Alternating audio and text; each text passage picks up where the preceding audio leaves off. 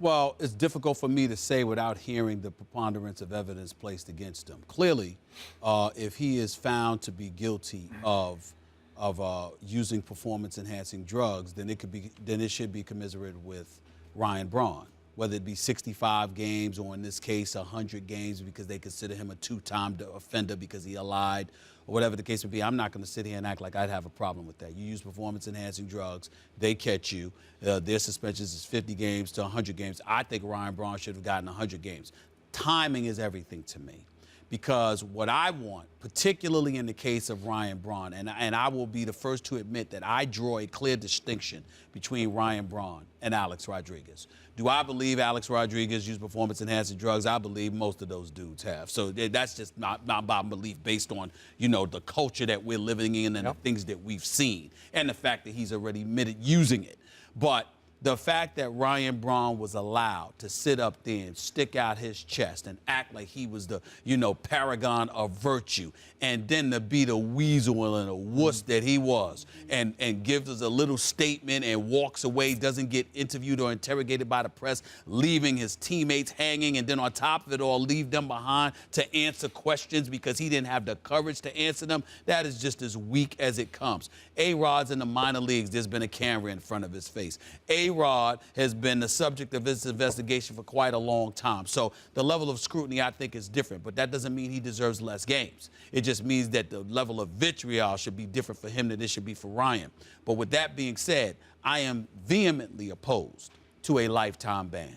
And the reason why I have been opposed to a lifetime ban is because, number one, it allows the New York Yankees, who the team that I love, who have paid in excess of $2 billion in player salaries over the last decade, these dudes, and produced one World Series, they should not get out of signing a dude to a contract and then wiggling their way out of having to honor it, no matter what anybody says. And the reason that I feel that way is because, Skip, I am on the record saying that I believe Major League Baseball teams, not Major League Baseball, Major League Baseball teams were complicit in this whole steroids era by turning a blind eye and a deaf ear to it. And, Skip, in my mind, I have proof from our guy that we admire most, and Mr. Nightingale for USA Today. I would like, if you don't mind, to read this little graph to you.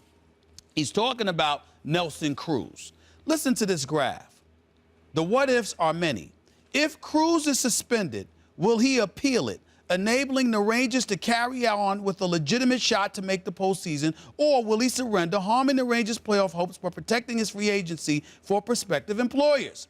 The Rangers insist they don't know Cruz's plans if suspended, but their intentions certainly are clear.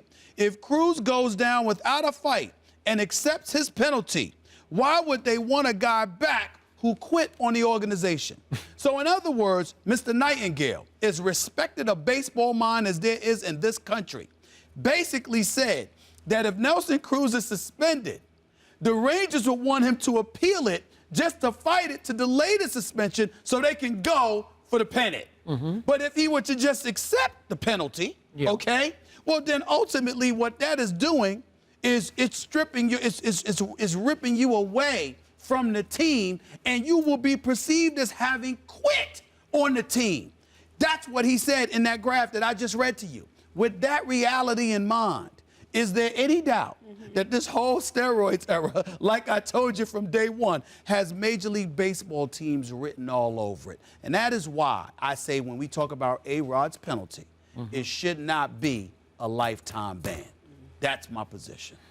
So what should it be? It should be anywhere from 65 to 100 games based on what happened to Ryan Braun. All right.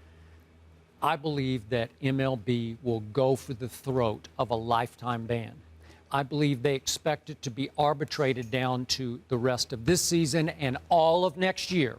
And I remind you, A-Rod just turned 38 years of age. He will turn 39 then during the potentially suspended next year.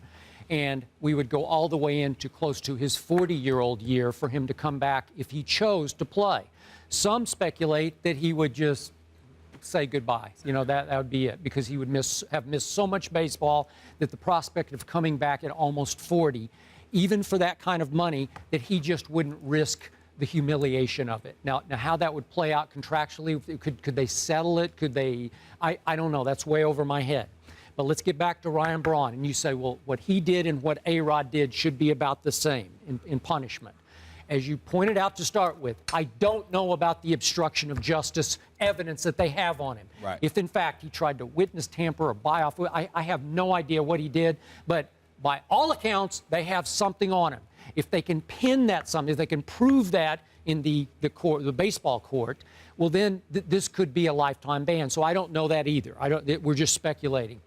But I'm going to remind you, Ryan Braun was shrewd enough, being the rat that he is, to plead out of his sentence. Remember, it wasn't commensurate. The punishment didn't even remotely fit the crime. Wasn't even close because he was the first domino. He ratted on all of them because he validated the guilt of Biogenesis and Tony Bosch by saying, yes, he gave me that.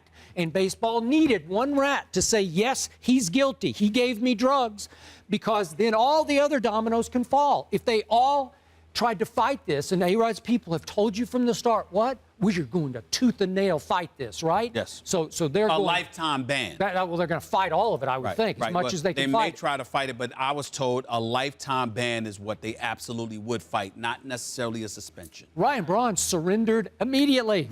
You got me? And guess what? I can actually, this season's lost. I've been hurt. I can go back to California and lay low until spring training. Chill. And then I can come back and start collecting what could be as much as $133 million that they owe me. That's right. And I'll be right back on schedule. In fact, thank you, baseball, for giving me a reprieve from this awful season that we're having as we've plunged into last place in Milwaukee. And leaving Milwaukee to go and chill in your neck of the woods. Well, that's what I'm saying. Come on. Are you kidding me? And as Nomar Garciaparra, Nomar said last night on ESPN that it's almost as if baseball inadvertently is giving them incentive to cheat, because this is almost like just the cost of doing business. To get the big money deal with all that money left, well, you almost have to go ahead and risk getting caught because the penalty isn't stiff enough to really damage your career. This doesn't damage his career. Will it be a lifetime stain on his career? Yes. Sure. But will some people forgive and forget by next spring? Yeah, I'll bet they will. Will he care at the expense of keeping the $133 million? Chances are no, he's not going to care. So that's why they're discussing implementing this in new collective bargaining negotiations or whatever it is that they're going to be negotiating in another year or two. But the point is that these players that have spoke out against Ryan Braun, all of these folks that are speaking out against Alex Rodriguez, I want to see if they're going to be supportive of implementing this with the league's new drug policy that you can go after player checks. Okay, but I'm going to remind you, one last point. A-Rod has never had much PR savvy to him. He and his people could have stepped right up and preceded Ryan Braun and just said, hey, you got me. Go ahead. We will plead out of this. Will you just give us the rest of this year? Will you just... Do you think they would have been that fair to A-Rod? I don't think they would have given him that choice. But I bet they would have reduced his sentence greatly if he had just come completely clean from day one. You got me, I apologize. He could have done his You know what? Which is why I keep forgetting that big nugget I keep throwing out there. That's why I keep bringing up the Yankees. Because if you're A-Rod and you believe that the Yankees are trying to work in, or the Major League Baseball is willing to work in concert with the New York Yankees, and the Yankees are hell-bent on getting you off their roster and off their books for the $114 million they owed you walking into this season, then capitulation and acquiescence is not something that you're going to submit to, because you're saying these dudes are going to use this as an excuse to take all my money away. So the choice that Ryan Braun had, Alex Rodriguez, a legitimate argument can be made. They're not going to take Ryan Braun's money away. I'm saying, but you didn't hear about the Milwaukee Brewers trying to do that. But you've heard about them trying to do that with A-Rod from day one, because even before Biogenesis came to light, the revelations, the Yankees felt like A-Rod was no longer worth the contract they signed him to. And that's why they were trying to get out from under it. And he saw it, and he was like, I'm not going to do that. So we got to understand that, too. A-Rod's punishment, Stephen A. says 65 to 100 games, same as Ryan Braun. Skip thinks a lifetime ban might be in the works.